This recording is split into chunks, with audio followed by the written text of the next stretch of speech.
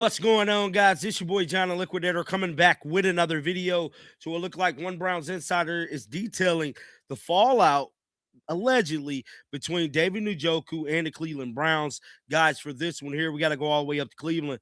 Let's get it. Let's go. So David Njoku broke the news last night via Instagram. Let's pull it up real quick that he will no longer be a Cleveland Brown. Now, this news right here, just like I predicted last night, it was going to go grow legs. A lot of people was going to talk about it. He was a big part of their success. For the startup to where we at now, we do know the Browns did acquire Harold Fennekin Jr. out of this year's draft, last year's draft, and he's been living up to every expectation you want a draft pick to be. Harold Fennekin Jr. is like that, bro. I just got to be honest. David Ghost, you said Cleveland, first off, I love you. These 9 years have been a beautiful journey. I'm so grateful for all of the memories we shared together. Thank you to the Haslams, Andrew Berry, and the whole Browns organization for everything. All my teammates I shared the battle with. I'm so grateful for you guys. The time for me to find a new home has come, and all I could think of is just greatness, gratefulness in my heart. The city of Cleveland will forever be home. That was a powerful message from David Njoku last night. Just like I said, the news is starting to come out of Cleveland as to why perhaps this decision has been made. I know a lot of people, want to say different things, but this lady be connected. Y'all already know who she is. Let's listen. I can see it.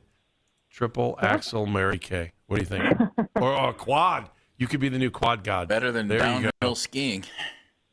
I've covered some figure skating internationally back in the day, so I really do enjoy the sport. Better live or better live than on TV?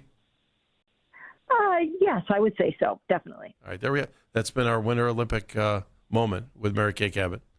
So who told David Njoku to find a new home? Yes.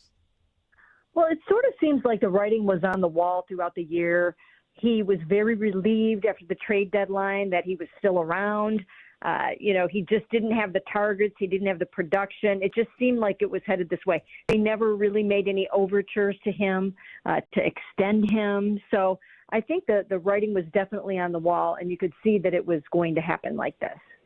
How much of it is Harold Fannin Jr.? How much of it is who knows how much Todd Monken's going to throw to tight ends moving forward in the future? We know Kevin liked it. It's a good place to be as a tight end in a Kevin Stefanski offense. How much do you think kind of had the go with the flow for this season? Well, I don't know if it had as much to do with Todd Monken as it does with the fact that it was just time. I mean, he's probably going to get paid by someone else. His production had dropped off a little bit. He's been injured over the past couple of seasons, and they are moving and transitioning towards a younger offense. And you can see that. You can see that that's what they're doing. They're going faster. They're going younger. They're going new. And, it was just kind of time to move over to Harold Fannin Jr., who had a tremendous rookie season. And, unless something changes drastically, that was goodbye for David. Do you where do you see him landing? And I'm thinking Atlanta. They have Kyle Pitts. He's a free agent. Could you see Kevin bringing David down there to be an extra tight end? Or do you think Possibly. David is thinking, I'm going to go somewhere and be the starter? Well, it will depend on what kind of opportunities he gets, but Kevin ended up on a great note with David Njoku. They got to know each other very well, and they developed a appreciation for each other over the years. If you remember, when Kevin first showed up, that's when David was asking to be traded, and it wasn't because of Kevin. It was because they had brought on two other tight ends, but those guys found their peace with each other over the years, and they came to really appreciate each other. So that could possibly be an option for him. But the thing about David is he's a tremendous blocker. I still think he has plenty left in the tank. He ended up, it looked like he put on a little bit of weight last year, and maybe they wanted him to do some of that for the blocking. But I think if he can take off some of the weight and maybe knock off 10 pounds, get a little bit of his speed back and stay healthy, I think he's got plenty left in the tank. Mary Kay, are we expecting, I'm just saying, what I should just say, who do you think are we expecting to maybe pen some more letters on Instagram, veterans that have been around here for a while saying thank you to the fans? Well, Wyatt Teller has already pretty much said that he knows that he's going to be gone. And then there are some of those guys on the offensive line, their contracts are up, and I don't know how they would go about their farewells, but we certainly know that Joel Bitonio is one that will be contemplating retirement again this offseason. We will have to be hearing something about that before they get to free agency. So within the next couple of weeks, we should be hearing about Joel. I'm hoping that Joel comes back for a lot of different reasons. But, you know, he came to tears the last time we talked to him on locker cleanout day. So it seemed to me like he was really trending towards hanging it up. Again, I hope that's not the case, but it seemed like it was leaning towards that. And probably Jack Conklin too, right? Possibly, yes. Yes, he's in the last year of his contract as well. So it's going to be quite the overhaul for the offensive line. When Todd Monken had his introductory press conference, he made some comments about the defense and Jim Schwartz, and it just kind of struck me, wait a minute. That doesn't sound like the guy's going to be back. You wrote all about their meeting that they had the day before that, so apparently Todd was well aware of that.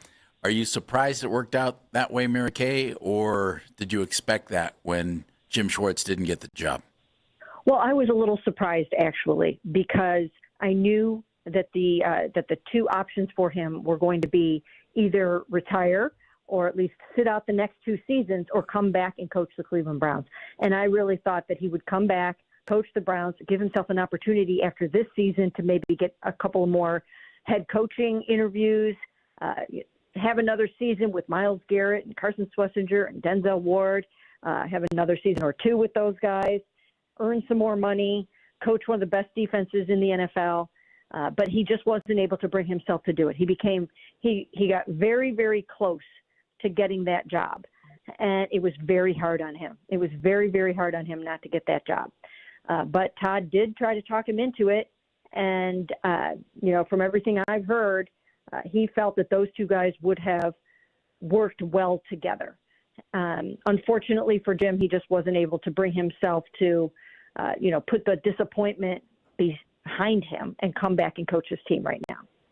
What if the Oakland, now Las Vegas Raiders have an interest in him? Do you think the Browns would say, sorry, Jim, you're sitting out? Or do you think they would let him coach? Well, I know the feeling, you know, over the past 2 weeks was, no, he's our defensive coordinator and we want him here. I don't know if that will change with time and they would consider it, but I really don't think that they want him coaching anywhere but the Cleveland Browns. He's under contract with the Browns, and that is how they want it to end up. Do you think Jeff has said, petty was the word? Do you think that would be? And I don't want to put words in your mouth. So basically, Mary Kay is insinuating that the Browns really don't want to get rid of don't want to get rid of Jim Schwartz. You know, that's crazy. But guys, get down in the comment section. Let me know y'all thoughts about this, man. Make sure y'all keep them bills on. I will be back with more content. Till next time, man, shake the haters off. I'm out of here, bro. Peace out.